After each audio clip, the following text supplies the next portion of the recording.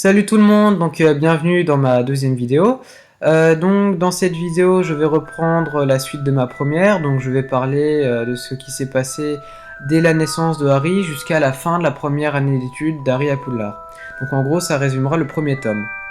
Je vous remercie d'avoir été super nombreux à me demander cette vidéo, ça me fait plaisir. Je voulais également dire que dans la première vidéo, je me suis pas arrêté en fait à la naissance de Harry, j'ai continué un an plus tard, quand ses parents sont morts. En fait, là, Harry avait un an. En fait, j'ai parlé que de ça, avec la prophétie et Petit Gros, ce qui fait que je n'ai pas parlé de la naissance de Ginny. Donc, elle est née en 1981, à la fin du mois d'août. C'est la dernière de la famille Weasley. Voilà, donc c'est aussi la dernière de la bande à Harry, j'ai envie de dire. La bande à Harry, ça fait un peu voyou, mais voilà.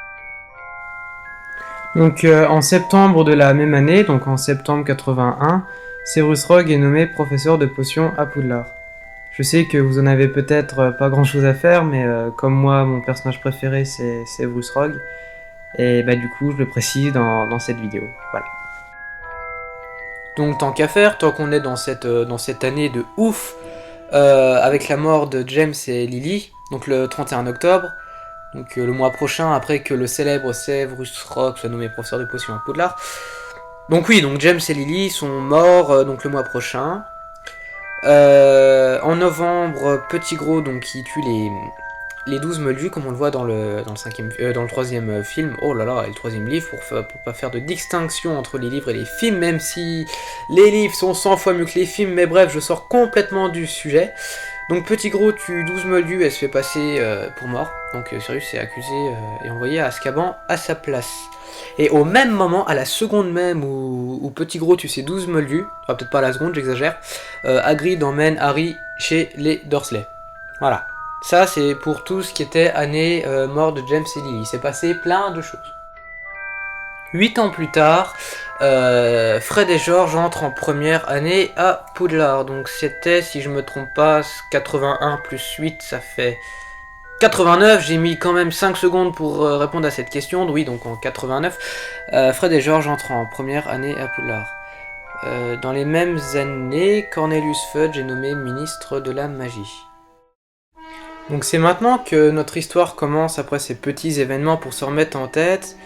Donc en 1991, donc le début je vais passer vite, hein. Harry recevra une lettre de Poudlard chez Dursley, hein, qui ne pourra pas lire.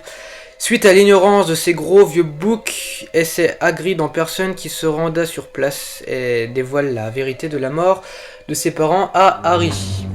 Donc en 1981. Donc ensuite il découvrira le monde de la magie. Donc en premier temps avec le chemin de traverse, puis le Poudlard Express, et le Poudlard Express justement il fit la connaissance de Ron, Hermione, Neville et Drago Malfoy. Malfoy, pardon. Non, c'est parce que j'ai vu une vidéo avant où ils disent Drago Malfoy et ça m'a choqué en fait. Je sais pas, Drago Malfoy ça le fait pas, Malfoy c'est mieux, voilà. Enfin bref. Ça sert à rien ce que je dis là, mais je le dis quand même. Donc une fois qu'ils sont arrivés à Poudlard, donc ils sont répartis dans les différentes maisons. Je pense pas que j'ai besoin de les citer, hein. On sait tous qu'il y a une équipe jaune, verte, bleue et rouge, truc du genre. Je sais plus, ça fait une sorte d'arc-en-ciel avec des carrés de couleurs, enfin je sais pas, c'est des maisons un peu bizarres, je sais pas, puis on voit un serpent ou je sais pas trop quoi, enfin c'est bizarre, enfin voilà, ils sont répartis dans des maisons. Donc ensuite ils rencontrent le professeur Rogue. Et là, ce que j'aime bien, c'est quand ils rencontrent dans la grande salle, la toute première fois qu'ils se regardent dans les yeux. Et là, ce que j'aime bien, c'est que Rogue reconnaît tout de suite Harry.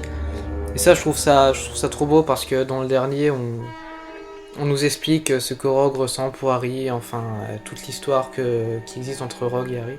Donc c'est pour ça, je trouve que le premier regard entre Harry et Rogue est vraiment, enfin, c'est beau quoi.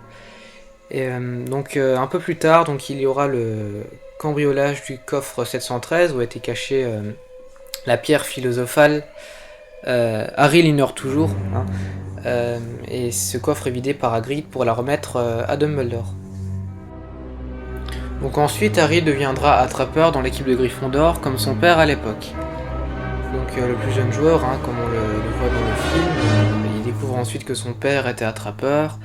Donc il est devenu attrapeur un peu par hasard avec le rappel tout de Neville. Enfin, c'est bizarre comme truc.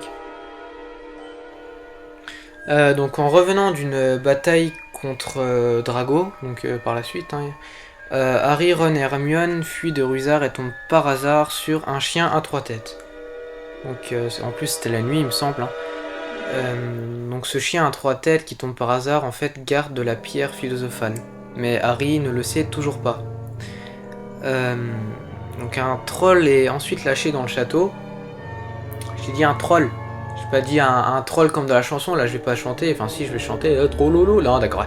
Ouais bref, non oui, un troll, j'ai dit un troll, un troll des montagnes. Voilà, un troll des montagnes.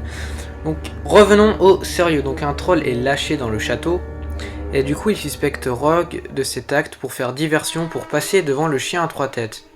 Car en fait Harry il voit qu'il s'est fait mordre. Et donc il soupçonne que ce soit le chien à 3 têtes qui l'ait mordu pour que Rogue tente de passer sous la trappe. Mais en réalité, en fait, c'est Quirrell. Rogue voulait juste protéger l'entrée. Donc lors du match de Quidditch qui confronte Gryffondor et Serpentard, le balai d'Harry est ensorcelé et elle soupçonne encore une fois le professeur Rogue. Mais Rogue essayait de sauver Harry en fait. C'était Quirrell qui lançait le sort contre Harry. Et ça, bah Harry, il croyait le contraire quoi. Il croyait que c'était vraiment Rogue qui voulait le descendre de son balai. Donc Harry en a marre et il s'acharne après Hagrid pour savoir ce qui est caché sous la trappe donc, que garde Touffu. Et Hagrid finit par erreur sans doute que c'est une histoire entre Nicolas Flamel et Dumbledore. Donc c'est Noël. Donc oui, c'est bientôt Noël, oui, mais dans le film, à ce moment-là, c'est Noël. Et donc Harry reçoit la cape de son père et Ron a un pull. Bref, il reçoit la cape de son père et en profite pour aller faire des recherches sur Nicolas Flamel. Mais Rusard, en fait, il capte qu'il est là et donc du coup, par hasard, par précipitation, Harry tombe sur le miroir de Rizel. Donc Hermione finit par découvrir l'existence de la pierre philosophale dans le bouquin, enfin dans un bouquin, et il pense que Rogue veut la voler. Et en fait, c'est pas vrai du tout. Hein. Et donc Harry suit Rogue en balai dans la forêt interdite, où le professeur Rogue rejoint Quirrell, qu'il menace à propos de la pierre philosophale et des sortilèges qui la protègent.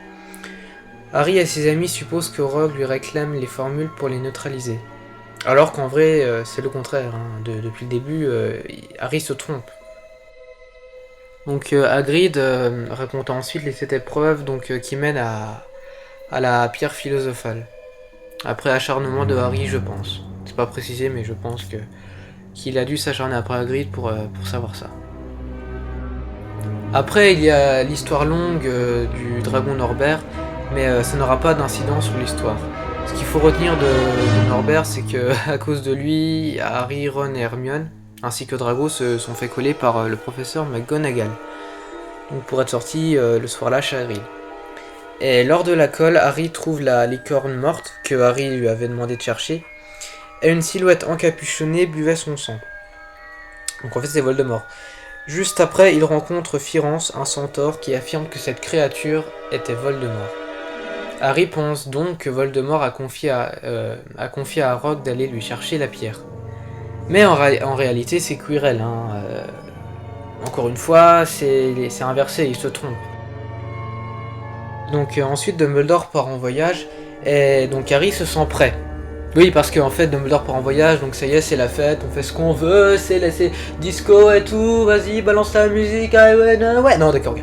Bref, il prend sa cape d'invisibilité au cas où si on avait besoin, et il descend la trappe avant que Rogue ne s'en empare. Harry passe les épreuves avec plus ou moins de facilité. Donc ensuite, Harry se retrouve face au professeur Quirrell, et là, il pensait pas du tout que ça allait se passer comme ça. Harry pensait qu'il allait en fait se retrouver face au professeur Rogue. Mais en fait, le professeur Rogue aidait Harry, et c'est Quirrell qui essayait de tuer Harry. Et donc il découvre ensuite le miroir de Rizel, donc qui est dans la même pièce que lui, si on peut appeler ça une pièce, et il se voit avec la pierre philosophale. Et donc une voix qui est derrière le visage de Quirrell lui demande donc à Quirrell d'aller chercher cette pierre philosophale. Et donc en fait cette voix était en fait Voldemort et il commençait entre guillemets à s'énerver. Et Harry voit en fait le visage caché de Quirrell, donc Voldemort. Et ensuite Quirrell sauta sur Harry pour aller récupérer la pierre sous ordre de Voldemort. Et là Quirrell fut brûlé par l'amour que Lily avait dans Harry. Et du coup, Quirrell meurt et Voldemort s'échappe. Ce qui fait que Voldemort a raté son coup, j'ai envie de dire. Il avait, en fait, dans ce premier tome, on peut voir que Voldemort veut essayer de tuer Harry par le biais de quelqu'un d'autre, et par le biais de la pierre philosophale. Et il voulait en profiter également pour renaître. Et en fait, tout rate quoi. Il ne tue pas Harry et au final, il ne renaît pas. Au contraire, il perd Quirrell quoi. Donc là, il est tout seul. Donc il va survivre au sang de licorne jusque donc le deuxième tome qui va essayer de tuer Harry par le journal de Jedusor. Mais ça, on en parlera plus tard dans une prochaine vidéo. Donc en tout cas voilà, c'est la fin de cette deuxième vidéo, pardon. La première je l'ai déjà faite. Et d'ailleurs pour parler de la première, je voulais vous remercier parce que c'est un truc de fou. Zéro dislike pour la première vidéo, j'ai trouvé ça super génial. Et donc je voulais vous remercier et essayer de faire la même chose pour la deuxième. Je force pas, hein. Enfin si un peu quand même. Non mais voilà, donc tu peux aimer, commenter, partager, abonner. Je crois que j'ai tout dit. y a pas mieux. Tu peux même la montrer à ton prof d'histoire géo ou à ton prof d'SVT, enfin je sais pas. Tu la montres à qui tu veux, voilà, même au président de la République. Donc voilà, c'est la fin de cette deuxième vidéo, j'espère qu'elle vous aura plu. D'ici là, on se retrouve pour Noël. Car à Noël, j'ai posté une vidéo un peu spéciale, vous verrez bien, hors série, c'est-à-dire que ça ne portera pas sur le deuxième tome. Donc voilà, d'ici là, je vous dis portez-vous bien et puis à plus.